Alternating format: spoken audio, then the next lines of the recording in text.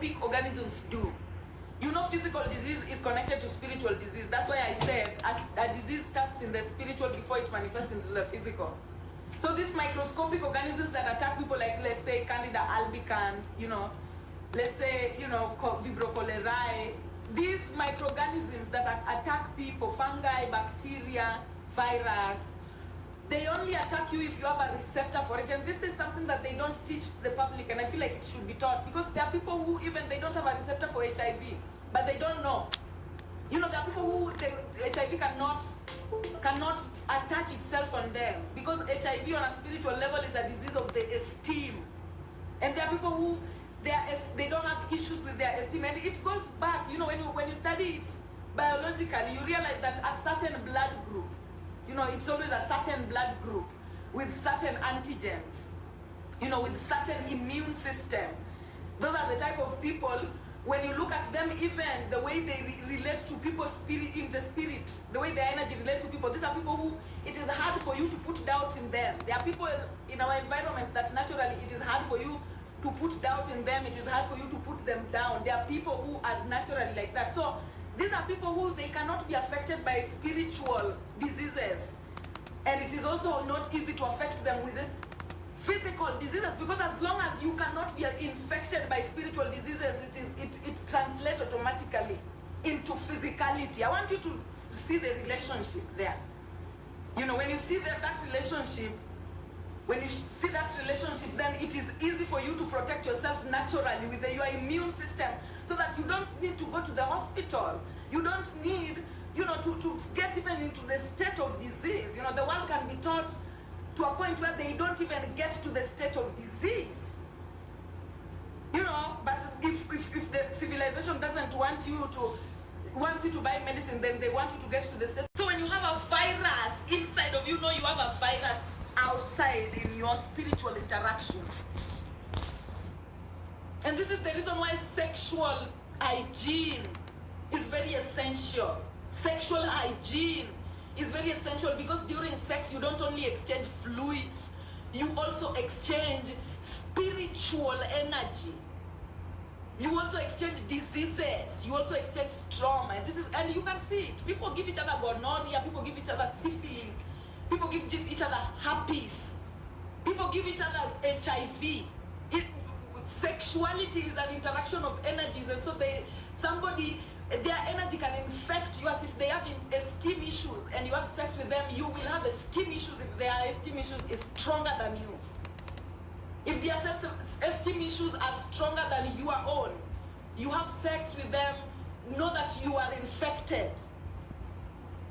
And so even sexual hygiene is very essential, and you should not just do it on a physical level.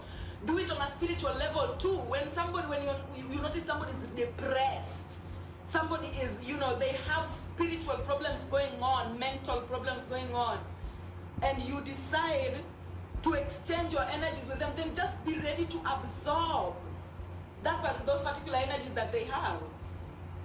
And if you are not strong enough, then be ready to be thrown off balance. It is not a joke, you know. Energetic exchanges are not a joke. It is real. Anyway, let's continue. So, first of all, the question we are answering is how Africans and indigenous people heal from trauma. So, what is trauma in itself? What is trauma, baby? Because now we've defined disease. I know everybody who is in this life now, you know what disease is. And you know state of ease. The state of ease is the natural state.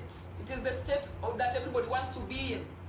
And as I am talking about this topic is very interesting because it goes very deep. And I will come back to now what is now the state of ease. Okay? But now let me define trauma first. Let me define trauma. Trauma is to enter a state of dis-ease and not know how to transcend or get back to ease. Trauma is to enter a state of dis-ease and not know how to transcend or get back to ease. When you find yourself entering a state of dis-ease and then now reversing, you know in life there's always reverse. You can always press the reverse button. But now getting to a point where pressing the reverse button it's a little bit difficult. Pressing the reverse button is proving not easy, then that is now what is called the state of trauma, of being in trauma. And now the next question is you would ask, how to heal? How do you heal from trauma?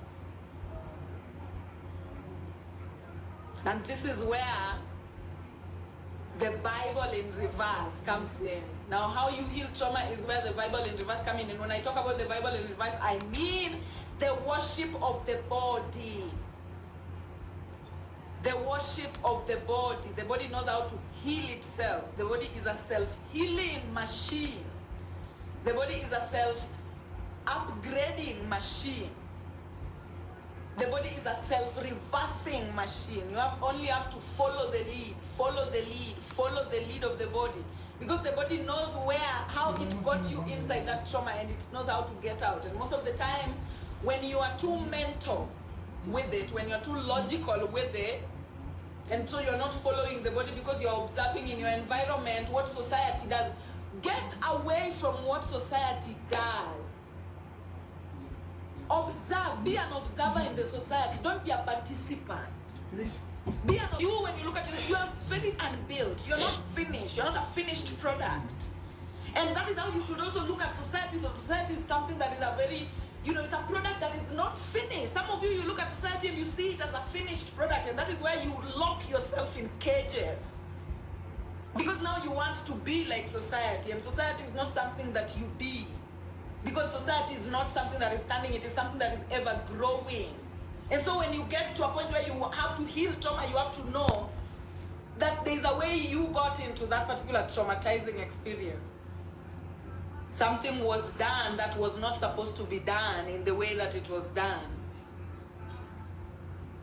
And why was it done like that? Because there was doubt, there was fear, and there was disbelief of the intuition in the picture.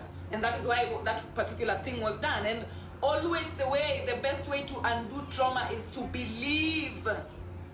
Remove doubt, be courageous, courage, belief of self, not of anything around you, but of self.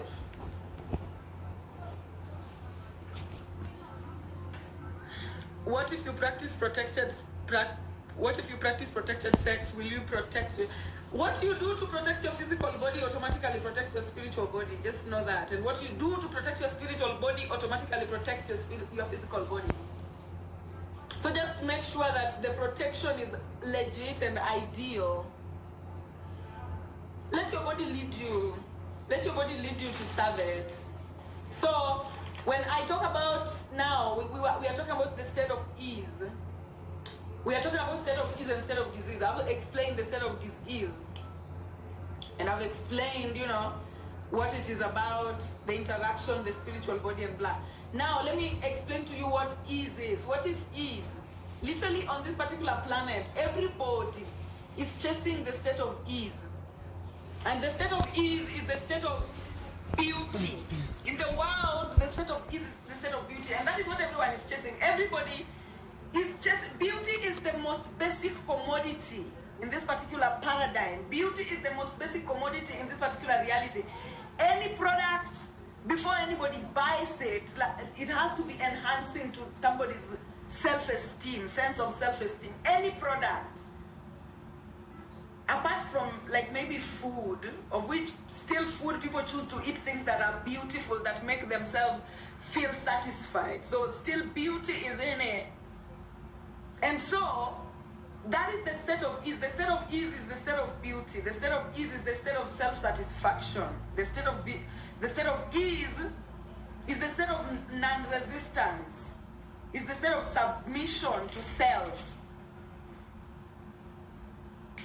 And so, if you want to be in the state of ease, then you have to chase those things, the things that make you see yourself as divine. The things that make you see yourself as divine.